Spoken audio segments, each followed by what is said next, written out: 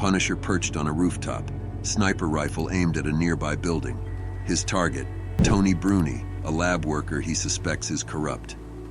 Focused, he doesn't notice Daredevil swinging into action behind him. Using his rope, Daredevil loops it around Punisher's neck, pulling him back and growling, "Nothing personal, Punisher, just needed your finger off the trigger." The sniper rifle slips from Punisher's grasp, clattering to the ground. Struggling against the rope, he sneers, "You style yourself on, a dead man's uniform. You another moral crusader?" Punisher rolls, breaking free of the rope, and snaps, "No time, no interest to debate you." As Daredevil counters, he smirks, "Oops, that sounded expensive." Annoyed, Punisher grumbles, "No respect for the mission." But Daredevil, swinging to the nearby building, fires back, "No respect for you. You justify murder as a mission. My mission is people." Daredevil crashes through a window into Tony Bruni's apartment, startling him. "Hi, Tony. We should talk," he says, grabbing Tony and yanking him to a safer spot in the room. "You don't want to be there." Bewildered, Tony stammers, "What do you want with me, man?" Daredevil, furious, grabs his collar and demands, "Explain what this is, fast." Shaking, Tony stutters, I'm trying to do some good here." Before Tony can explain further, Punisher bursts into the room, aiming his gun at Tony. "I can do this up close just as easy," he warns, then sarcastically addresses Daredevil. "The old guy was red. What do I call you? Black armor. That's not gonna work."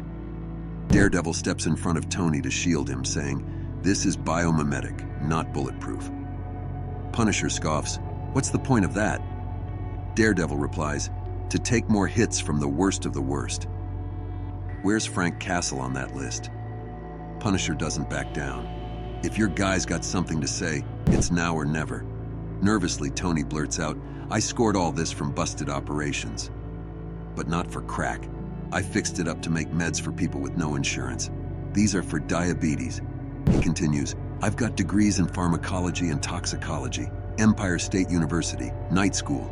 Except nobody'll hire me because of my record." Punisher, unimpressed, mutters, "I hear lies all the time, mostly last words." Daredevil, standing firm, says, "I believe him."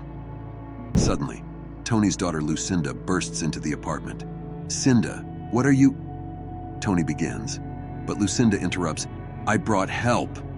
The room erupts in chaos as gunfire rains down from a gangster in a small tank fitted with a machine gun. Daredevil and Punisher spring into action, dismantling the threat together. When the dust settles, Lucinda rushes to her father. "You're okay, Dad. Come on." Punisher, watching them, remarks, "Could be. You stopped me from making a mistake."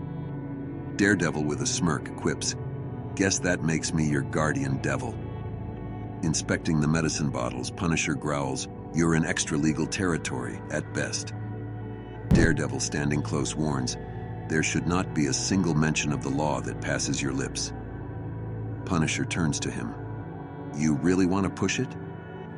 Turning back to Tony, Punisher delivers a sharp warning. "This is your only warning. Your prescriptions go from therapeutic to recreational, if someone gets hurt." Tony cuts him off, murmuring, "I get it." Punisher points a finger at him. "Don't cross me." Finally, he turns to Daredevil, mocking him. "Same goes for you, Horns." Daredevil, unbothered, smirks back, "If that's a dare, anytime, killer."